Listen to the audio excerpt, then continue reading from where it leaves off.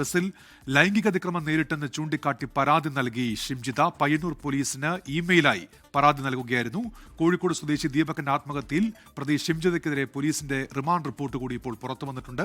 ബസ്സിൽ പീഡനമോ ശാരീരിക ഉപദ്രവമോ ഉണ്ടായിട്ടില്ല എന്നാണ് അതിൽ വ്യക്തമാകുന്നത്.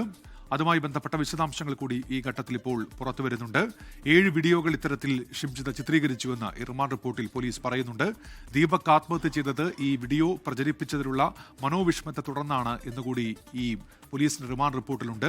ബസ്സിലെ CCTV ദൃശ്യങ്ങൾ പരിശോധിച്ചു. പക്ഷേ ഈ ദൃശ്യങ്ങളിൽ അസ്വാഭാവികമായൊന്നും കണ്ടെത്താൻ കഴിഞ്ഞിട്ടില്ല എന്നുകൂടി റിമാൻഡ് റിപ്പോർട്ടിൽ വ്യക്തമാക്കുന്നുണ്ട്. അതിനിടയിലാണ് ഇപ്പോൾ പുതിയ വാർത്ത വരുന്നത്. ഷിംജിത പരാതി നൽകിയിരിക്കുന്നു പോലീസിന് എന്നുള്ളതാണ് ഇപ്പോൾ പുറത്തുവരുന്ന വിവരം. ഇന്നലെ രാത്രിയിലാണ് ഷിംജിത ഈ പരാതി നൽകിയിരിക്കുന്നത്. ഇമെയിൽ മുഖേന നൽകിയെന്നാണ് നമുക്ക് മനസ്സിലാക്കാൻ സാധിക്കുന്നത്. ആ പരാതിയിൽ ഈ ആരുടെയോ പേരൊന്നും പരാമർശിക്കുന്നില്ല. പക്ഷേ പയ്യന്നൂരിൽ വെച്ച് യാത്ര ചെയ്യുന്ന സമയത്ത് ഒരു യുവാവ് തന്നെ മോശമായ രീതിയിൽ സ്പർശിച്ചു എന്നുള്ളതാണ് ആ പരാതിയിൽ പറയുന്നത്. അത് ഒരുപക്ഷെ ഈ പരാതിയുമായി ബന്ധപ്പെട്ട ഈ ഷിംജിതയ്ക്ക് നിയമോപദേശം ലഭിച്ചിട്ടുണ്ടാകും. അതിനുശേഷമായിരിക്കും ഷിംജിത ഈ പരാതിയായി നൽകുന്നത്.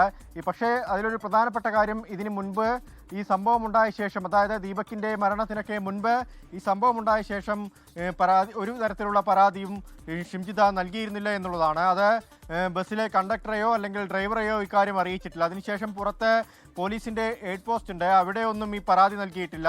ഈ പയ്യന്നൂർ ബസ് സ്റ്റാൻഡിന് തൊട്ടടുത്താണ് പയ്യന്നൂർ പോലീസ് സ്റ്റേഷനുള്ളത്. ആ പോലീസ് സ്റ്റേഷനിലെത്തി ആ നിമിഷം പരാതി നൽകാൻ തയ്യാറായിട്ടില്ല. പക്ഷേ ഇങ്ങനെ ഒരു പരാതി അത് യുവാവിന്റെ മരണശേഷം നൽകുന്നു എന്നത് ഒരുപക്ഷെ ഏതെങ്കിലും രീതിയിലുള്ളൊരു നിയമോപദേശം ലഭിച്ചിട്ടുണ്ടാവാം. അതിനുശേഷമാണ് ഈ പരാതി നൽകിയിരിക്കുന്നത്. പരാതിയിൽ ആരുടെയും പേരില്ല. പക്ഷേ ബസ്സിൽ വെച്ച് ഇങ്ങനെ ഒരു ദുരനുഭവം ഉണ്ടായി, തന്നെ ഒരു യുവാവ് മോശം ഉദ്ദേശത്തോടു കൂടി സ്പർശിച്ചു എന്ന് പരാതിയിൽ പറയുന്നുണ്ട്.